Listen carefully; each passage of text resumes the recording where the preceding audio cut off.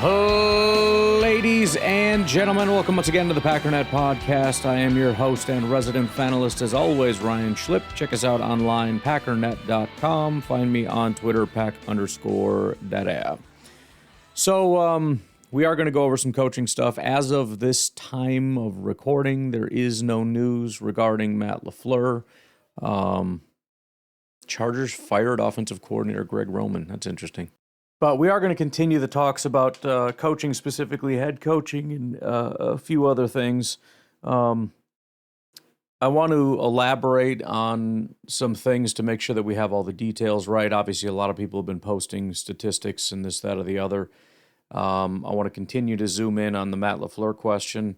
As I said yesterday, that was kind of the plan, but time was a little tight, and I want to make sure I had all my stuff figured out. So I want to kind of go through that.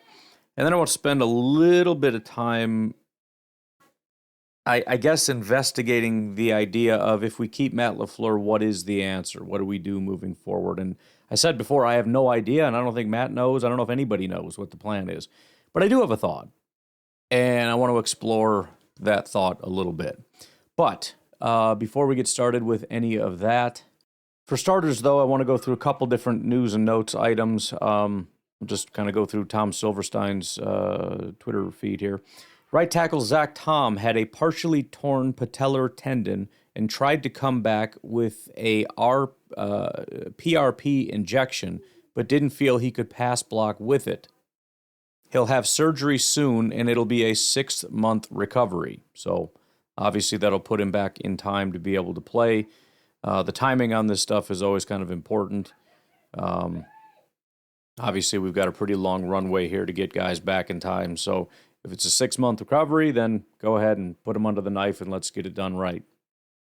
Defensive tackle Devonte Wyatt said he broke his fibula and tore a ligament in his ankle.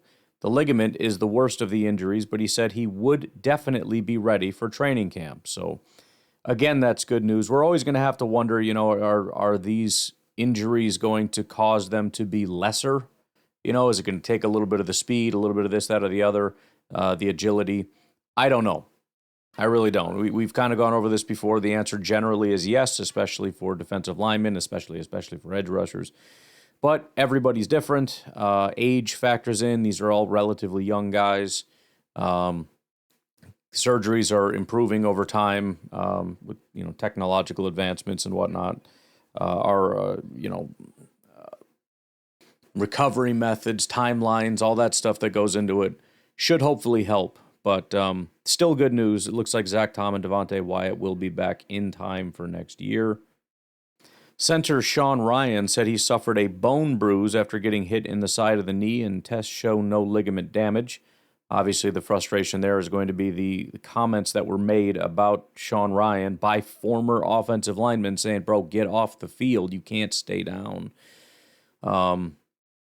Look, I think I had a bone bruise recently. I'm not positive. I have no idea what exactly happened, but probably one of the most painful things I've felt. But if I had to get to the sideline, I could have gotten to the sideline. I did crawl for a little ways and then collapse on the ground. But I certainly could have pulled that off if I needed to. Anywho, who knows? Everybody's different.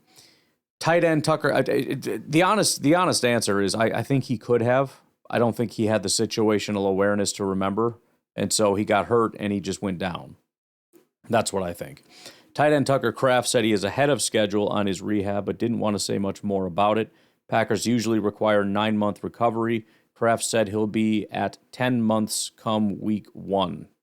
So he may miss a lot of training camp, possibly all of training camp. Hopefully he'll be back and ready to go by week 1. So this is great news all the way through so far.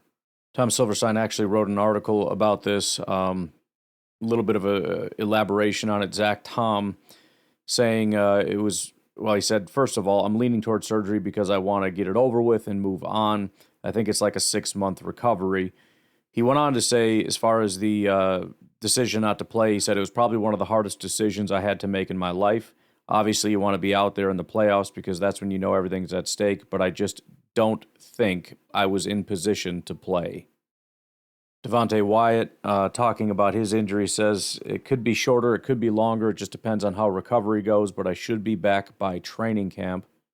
Wyatt said he felt he was on the verge of a Pro Bowl year when he got hurt and was especially pained that he couldn't play in any of the 3 games against the Chicago Bears. He said, quote, "I played a lot more this year. It made me a lot more comfortable being on the field so long.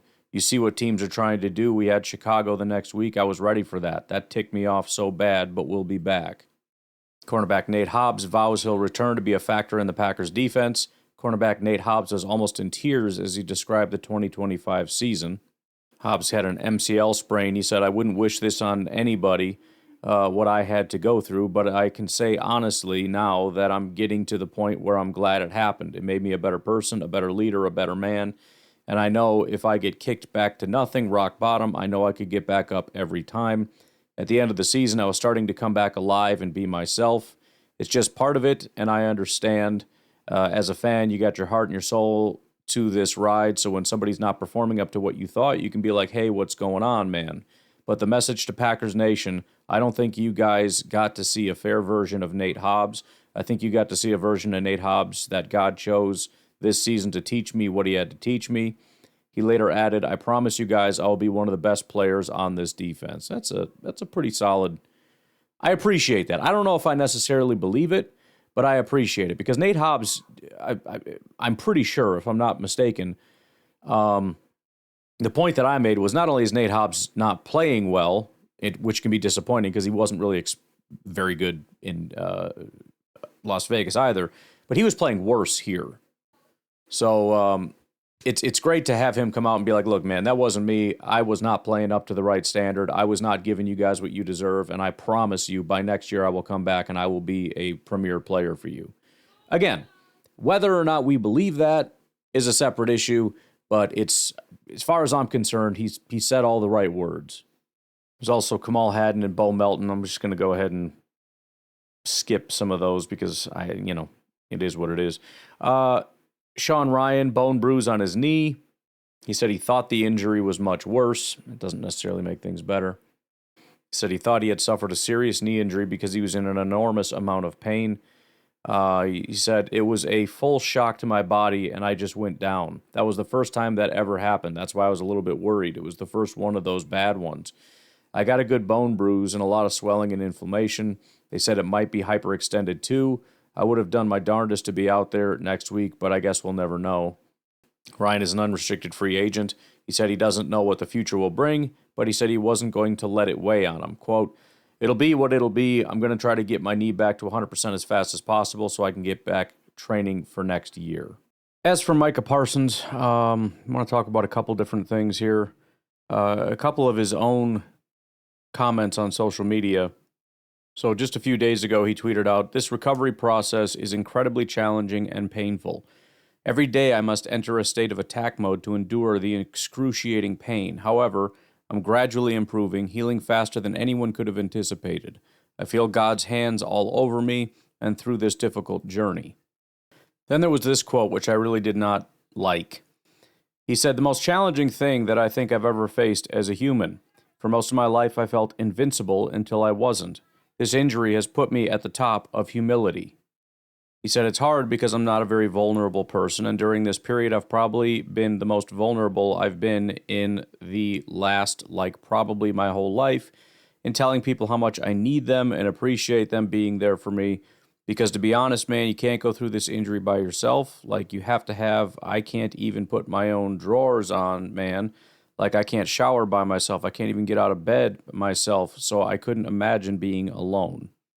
The reason I say I don't like it, and that it makes me a little nervous, is the first part. I felt invincible until I wasn't. There's this phenomenon that happens. You see it with fighters, you see it with boxers and whatnot. They are at the top of the top, and then they get knocked out, and they are never the same again, and it's for the same reason. They feel that they are untouchable. They feel that they are unbeaten. In fact, I just saw a video yesterday of Mike Tyson was talking with, I think it was De La Hoya, and they were just kind of having a talk about some different things, and they showed a video of De La Hoya coming out, and Tyson was talking about, all the people around him, they're hyping him up, they're telling him all these things, and De La Hoya said something to the effect of, I felt like I was untouchable. And Tyson said, no, you felt like you were a god. He said, that's what happens when you get out there, you think you're a god.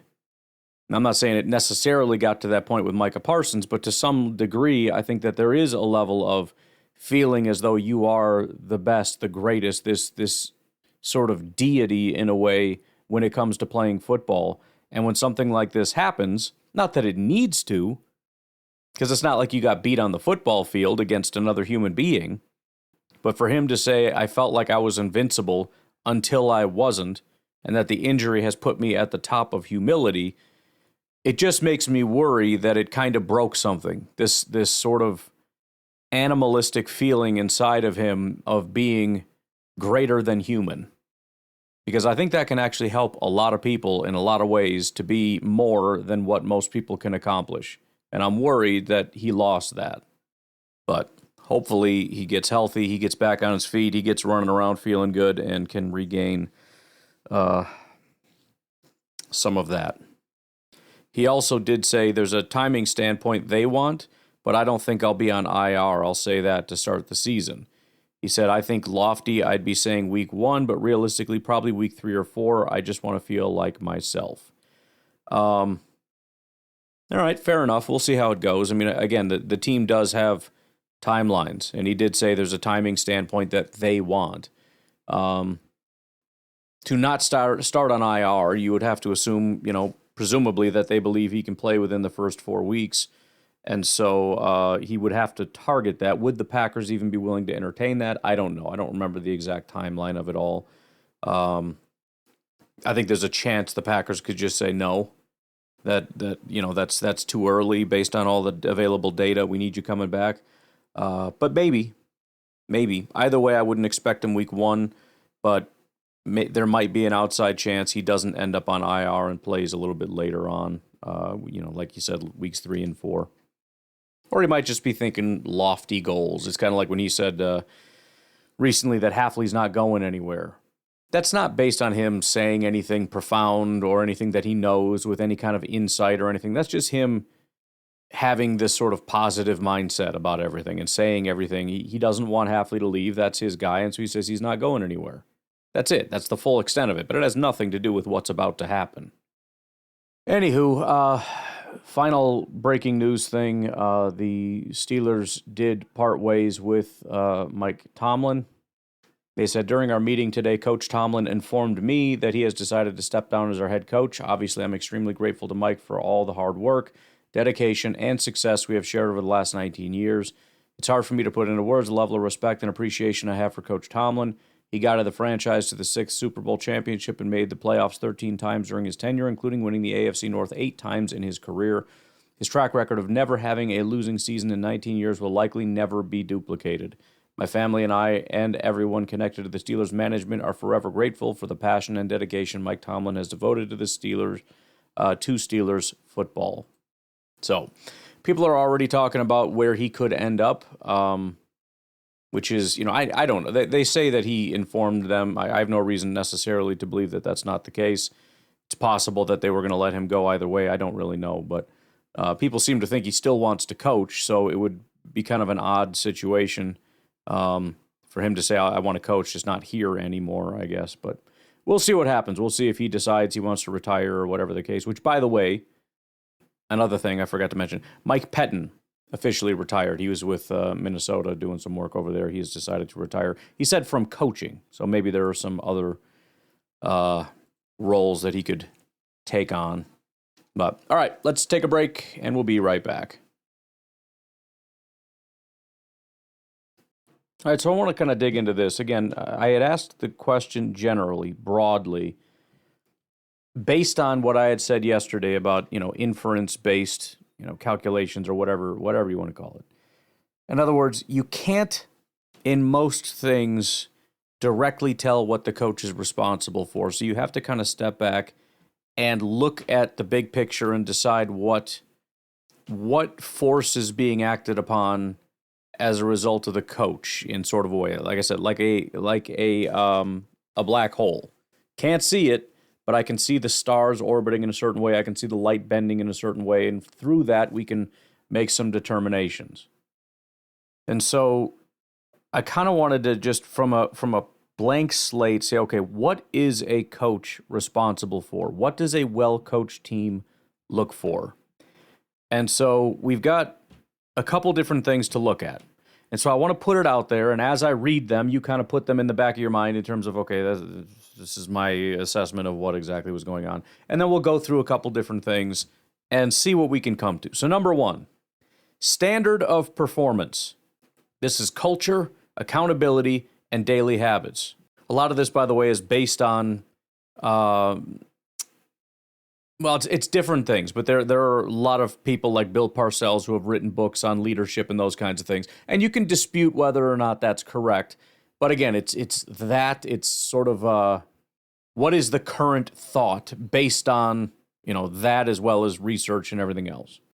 It says this is largely based on Bill Parcells' coaching philosophy and whatnot, but he's looking for coaches who are consistent, will confront players and make them accountable.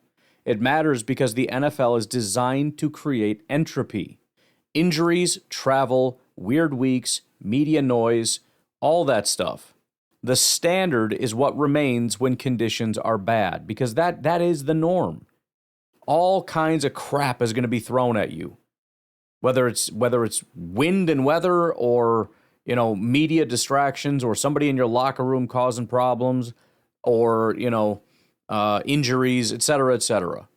So what do you do to not get tossed to and fro by the waves? Number two, staff quality and organizational design. This is delegation, hirings, and alignment. Great head coaches build a staff that teaches, develops, and self-corrects. If the same category of failure reoccurs across seasons, like details, penalties, clock management, red zone tackling, protections, etc., that's often a staff/system signal as much as player signal. Number three, player development and role maximization. Especially for a team built through the draft, the question is, do players get better here? Do they know what they're doing? Are their roles clear? Parcells says that knowledge is confidence. Confidence lets you play fast. Number four, game management. Fourth downs, 2-point, timeout, delayed avoidance, challenges, those types of things. This is one where we can actually use some data and analytics and whatnot. Number five, situational mastery across the whole team. Offense, defense, and special teams. I think a lot of times we look at Matt LaFleur and say he's only graded based on the offense. Well, he's partially graded on the offense because he has a sort of an additional role as the main offensive coordinator, the play caller, etc. So that capability within him is part of his grade. But the question for some people is about his ability as an offensive coordinator, play caller type of guy. It's not for me. The question is about head coach. And if you grade him as a head coach, then you have to grade him based on the offense, defense, and special teams. Special teams and situational football are hidden yardage multipliers. There is serious analytical work showing special teams meaningfully affects winning using EPA frameworks. We know without a shadow of a doubt, not only is the special teams bad, it has been bad forever. A well-coached team tends to steal small edges repeatedly. Field position, end of half sequences, penalty avoidance, clean substitutions. This is what we talk about all the time about how Bill Belichick was so good at winning because they just played clean football. They let you make enough mistakes to lose rather than focusing on winning. Sounds like a stupid thing to say, but honestly, that's how it went a lot of times. We're just going to stay steady and keep doing our thing like a freaking machine that just keeps coming and coming and coming. And we're just going to let you shoot yourself in the foot over and over and over again until you lose. What does a well-coached team look like in observable terms? Operational cleanliness, few free losses, delay a game, too many men, wasted timeouts, illegal formation, botched special teams operations. Again, are you kind of logging these in your mind as I'm sure you are, but are you thinking like, that is or isn't what I've observed over the past however long? If you had to grade Matt LaFleur on this category, where are we at? Delay of game, too many men, wasted timeouts, illegal formation, botched special teams operations. 2 of those are pretty obvious. We can look up a couple others. Alignments come in fast. You rarely see panic or confusion pre-snap. Okay? When something breaks, you see an immediate fix pattern the next drive or the next week.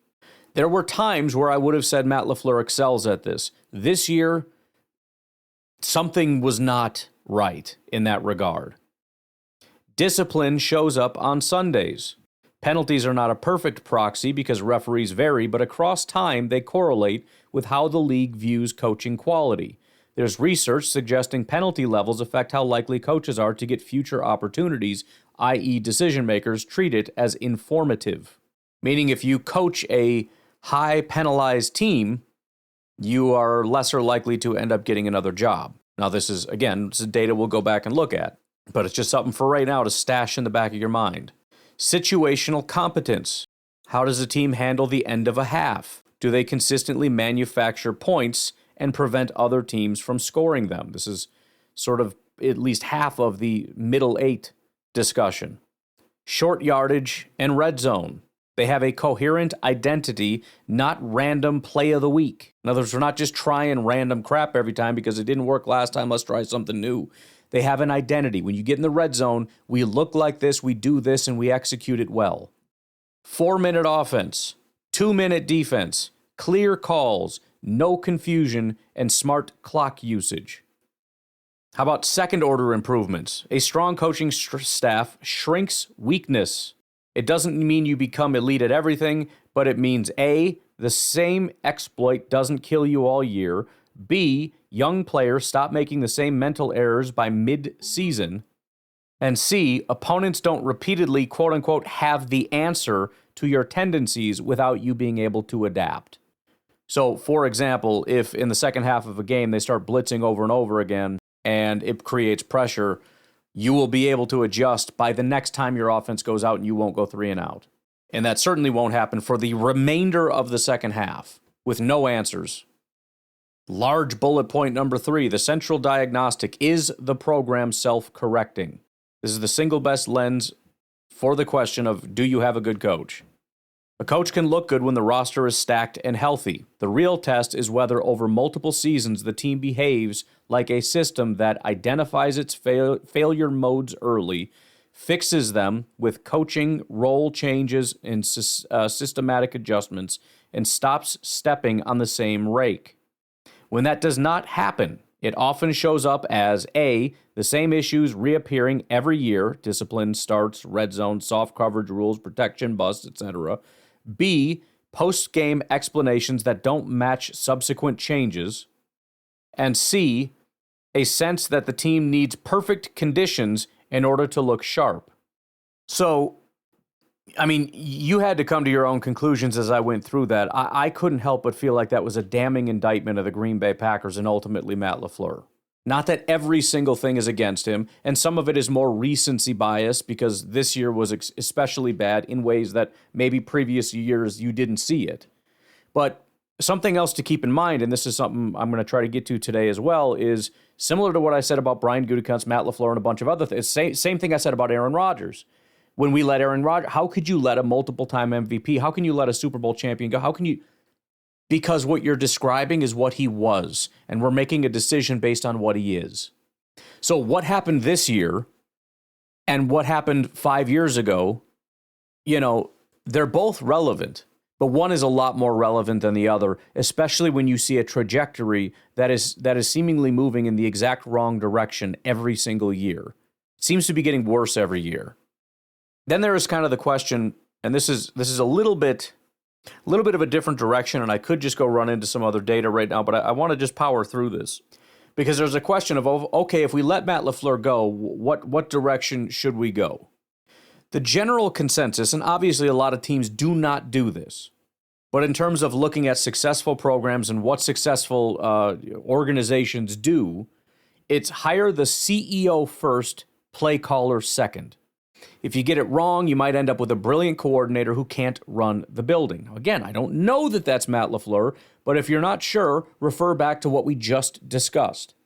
So the question in regard to LaFleur, if we flip this around from what do we look for to do we have the guy, is he a CEO first and a play caller second, or is he a play caller? Period. Again, some people don't think he's a good play caller. I vehemently disagree. I think he is. I think he's a very good play caller. I think he would get hired in 5 seconds if we fired him because of his play calling ability. I don't think really anybody else outside of Packer fans dispute that. Even people within the division think Packer fans are idiots for wanting to let him go. Here's kind of a checklist. You keep Matt LaFleur if, number 1, players improve. Now, we can discuss how much improvement would be expected and whatnot, but one of the complaints I've had for a long time is the fact that guys just kind of are what they are as soon as they come into the building. Bullard grew. Who else? You could maybe say Jordan, but his first year was 2023, and that was basically Jordan just being Jordan. We've never really seen Jordan grow.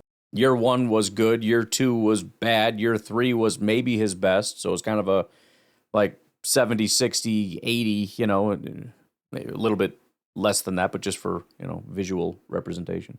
Which receivers got better over time? Maybe Watson?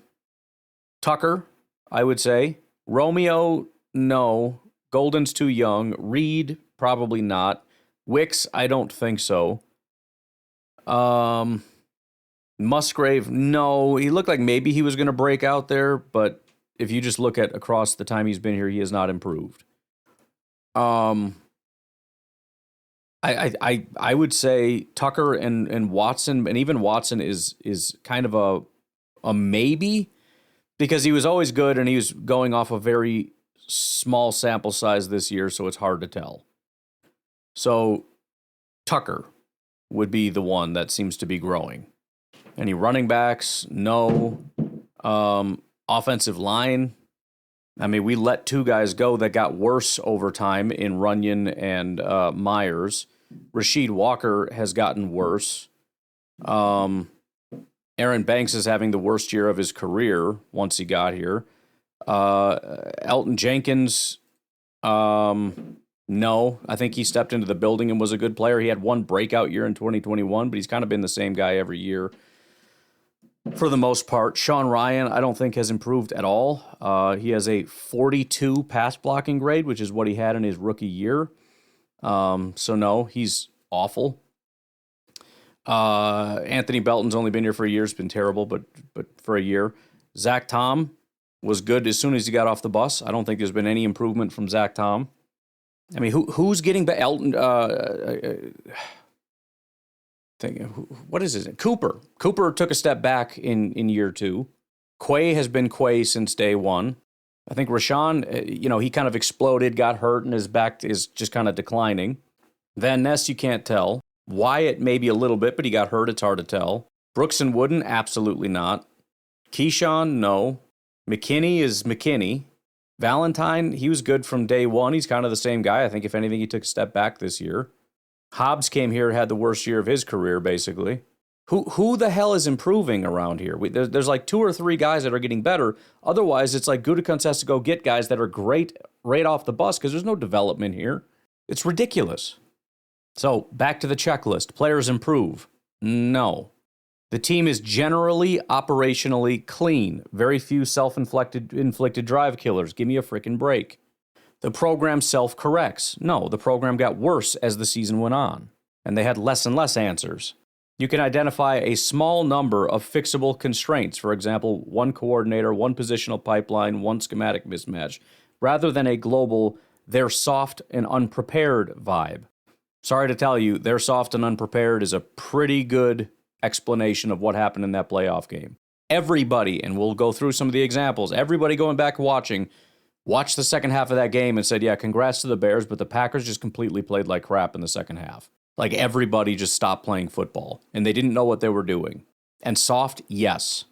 Number 5, the locker room remains bought in. Effort and response to adversity are consistent. Now, the first part, sure, I think they all they've all come out in support of Matt LaFleur. Whether it's lip service and they actually believe it, I don't know. But the second part, no. Effort and response to adversity are consistent, no. It says move on if most of these are true. The team repeatedly shows confusion, lack of urgency, poor response to adversity across seasons, not just a bad month. This season, yes. I don't know the last time I felt like the team really, really rose up in adverse conditions, but maybe there's been some times. I don't think so. Certainly this year, definitely not. The same categories of mistakes persist, suggesting a program is not self-correcting. Number 3, you see evidence of staff ceiling.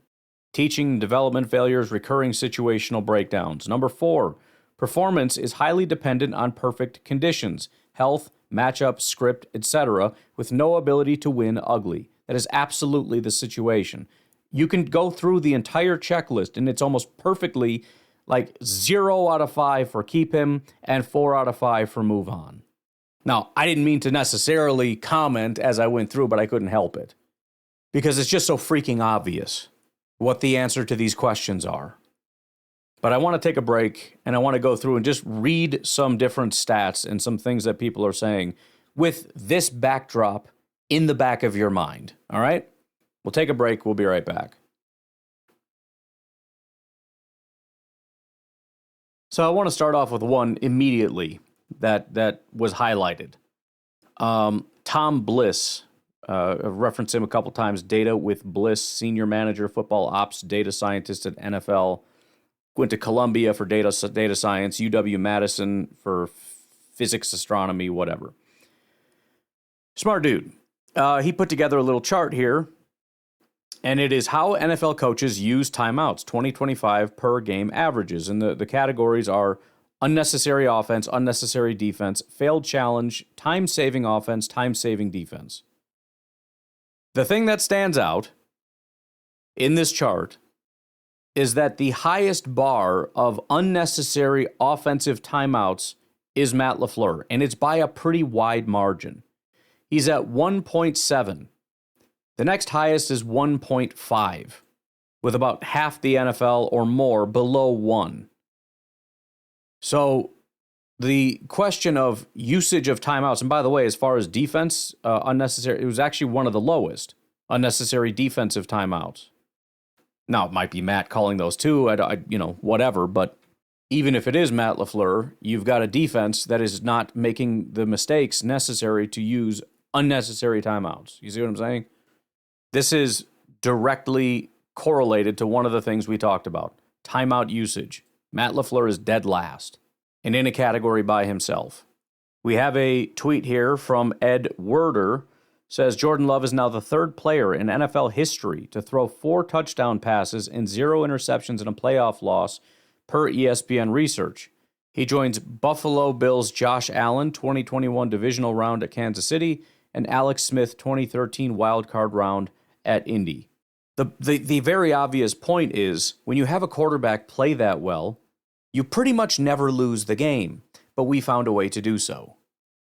Andy Herman says the Packers drafted Matthew Golden, traded for Micah Parsons, and won their first 2 games against Detroit and Washington with relative ease. That was the peak of the season. The Packers went 7-8-1 the rest of the year, 0-5 their final 5, and lost to Chicago in the wild card round. Brutal. Matt Schneidman, Packers led by 10 in Cleveland, 13 in Dallas, 9 in Denver, 10 in Chicago, 18 in Chicago. They didn't win any of those games. Josh Dubois says this is the first time in Packers history they lost 4 games in a season, playoffs included, after leading by 9+ points. Only 12 other teams in NFL history failed to win 5 games in seasons they led by 9+. These are completely unacceptable statistics.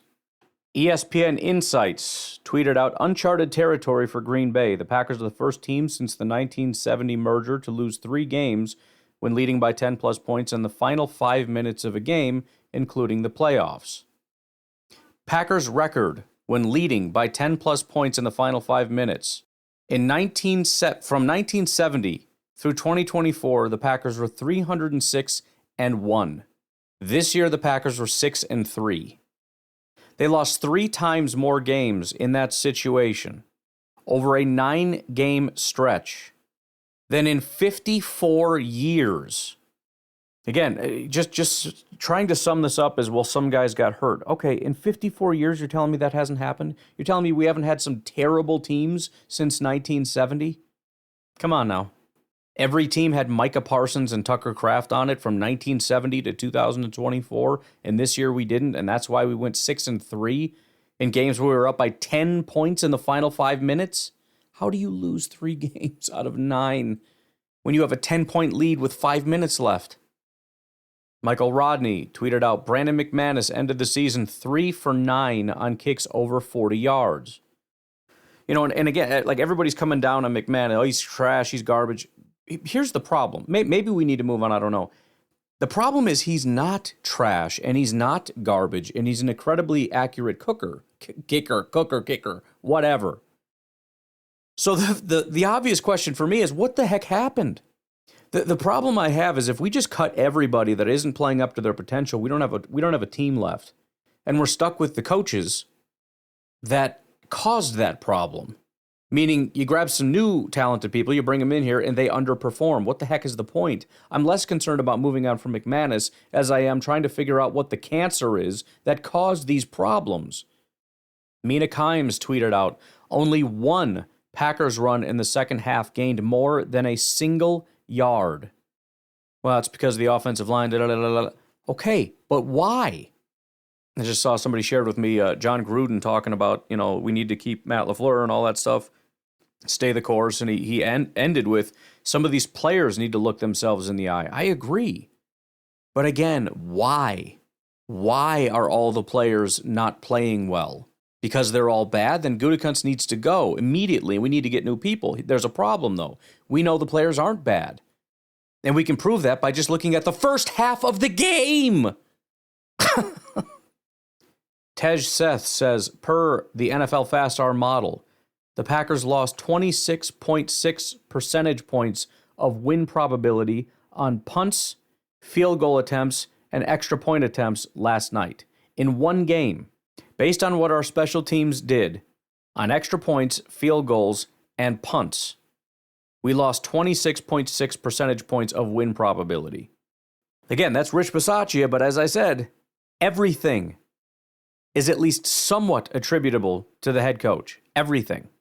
Even if 95% is Bisaccia, which is probably too high, there's 1 to 2 to 3% that belongs to Matt LaFleur for that. He is the head coach, not the offensive coordinator.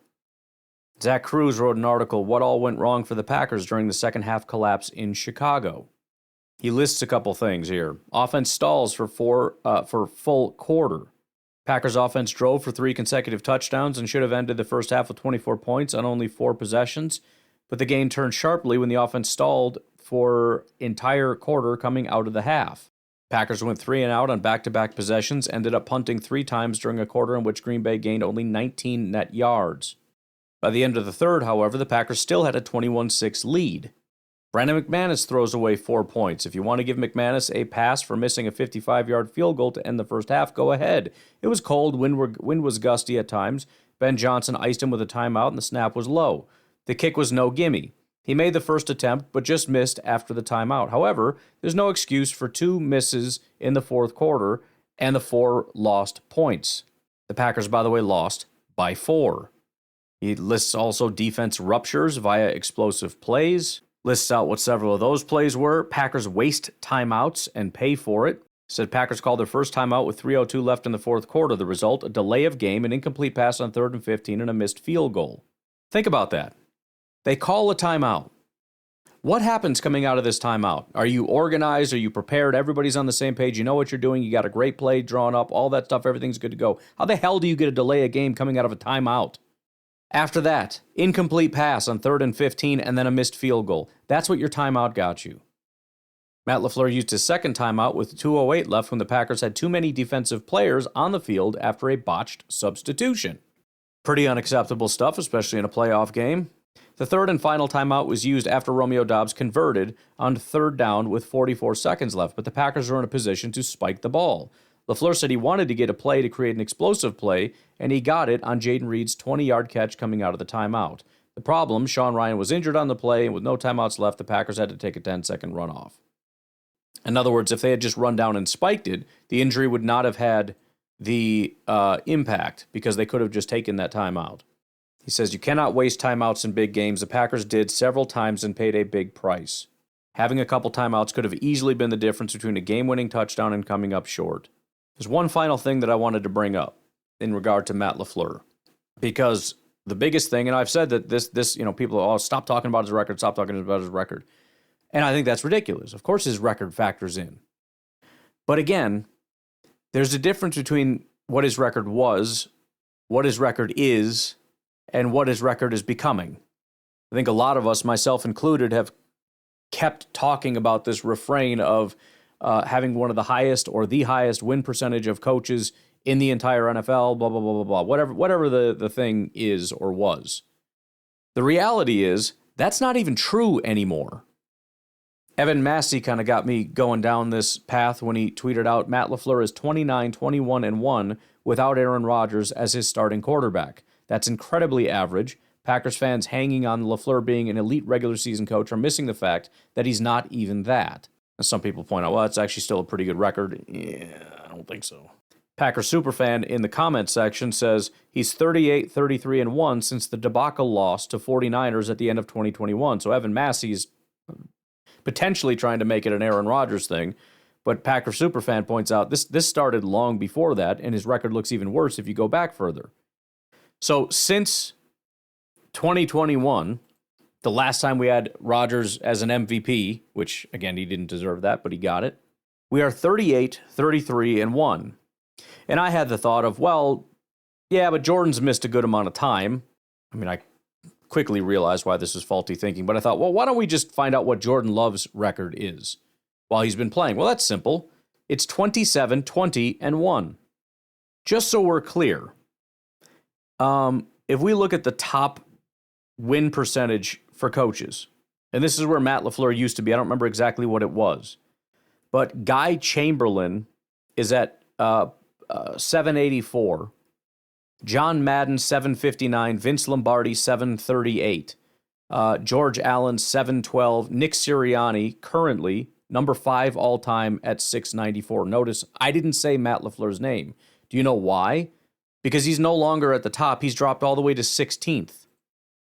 And if you happen to be a little bit mathematically inclined, you would realize that it wouldn't really make sense to say, yeah, but 16th is still pretty good. The problem is there are 3 current head coaches higher than Matt LaFleur on this all-time record. The other issue is if he used to be top 3, top 2, number 1, whatever, and is now 16th, what does that mean about what his recent record has been? So yes, he's 16th all-time, including his earlier records that were very, very good. But what if we look at some of these other things? Well, if we look at Packer Superfans numbers, in other words, since the end of 2021, him being 38, 33, and 1 gives him a win percentage of .5347. That would bring him down to being tied with Dan Reeves, who is 78th all time. 78th. If we look at just Jordan Love's statistics, being 27, 20, and 1, that would put him at .5729. That bumps him up a decent amount, but it puts him at 53rd. 11 current head coaches have a higher win percentage than Matt LaFleur with Jordan Love. He does not any longer have a very high win percentage. Not even overall, including the past years. But again, I'm more interested in what it's been recently. And I think to say since 2022-ish, since Jordan Love took over, is a much better look at things. And this is, by the way, the same lens I'm going to look at when it comes to our GM, which I'm sure that decision has already been made, but it's important to do so. What he did in 2018, 2019 is great, but it's not as big of a reflection when you look at what's been done the last 2 years. Yes, he got Jordan a long time ago. Yes, Jair was a hit at the time. And I think Rashawn was too, even though people would disagree, but based on today. and a complete not understanding of how good he was. Again, I'm not saying I'm out on. I'm just saying that would be the approach I would take looking at Brian Gutekunst. The same way I'm looking at Matt LaFleur. The fact of the matter is his win-loss record is not very impressive. And, pretending that he should get some kind of a massive extension because of what he did in 2019 and 2020, primarily, as well as, 1 year last year, I don't know about all that. He is not the winningest coach in NFL history. He is not the winningest coach in Packers history. He is not the winningest coach in the NFL right now. And we're talking overall. Nick Sirianni, Jim Harbaugh, and Sean McDermott are currently higher. It's not to say, again, that his record is bad, but it is to say that his record is getting significantly worse over time, as well as all these other issues that have been laid out. Things don't seem to be getting better. They seem to be getting worse. So, again, I'm not going to throw a hissy fit if we re-sign Matt LaFleur. I fully expect that we're going to. And, all right, cool. Strap in, get ready. Let's hope we can be healthier. Let's hope we can get ourselves a 12, 13-win season with the guys that we got and take a serious shot at a Super Bowl and who knows, maybe win it. I'm in. I'm ready. Let's do it. But the point is, right now we have a question. And I want to take seriously how I would approach this if I was policy. And I hadn't really spent a ton of time thinking about it, but this is, we got the time. So let's do it. And what I'm telling you is when I went through and I made myself a little checklist and I did all the work and it is almost unanimous in terms of pointing in one direction, fully acknowledging that I don't know what we do after LaFleur, that I'm concerned about our ability to succeed without his play calling, especially maybe the biggest thing is how much do I trust Jordan in a brand new system, considering he has been built from the ground up by Matt LaFleur? Is somebody else going to come in here and have to teach him new footwork and a new offensive system and scheme and terminology and all that stuff? Are we forced to keep it in the same system? And then if we do that, how incredibly difficult is it going to be to find a great CEO, leader, coach that also used the same scheme as Matt LaFleur, which, by the way, that answer is 0 people use the same scheme as Matt LaFleur, but similar enough, I suppose. We're reduced to what? Hiring Matt LaFleur's brother out of L.A.? That or go get your CEO coach and we got to keep our offensive coordinator in there and let him run the show. Again, this isn't necessarily a reason not to do it. It's me saying that I fully understand this could be a disaster, but if you're asking me honestly if we're on the right path, I would say the answer is no. That I think that there are certain things that need to happen, that a good head coach needs to produce in a team that are not being produced. So, anywho, I'm going to leave it at that. You all have a good rest of your day. I'm off to do After Dark, and I will talk to you all later. Have a good one. Bye-bye.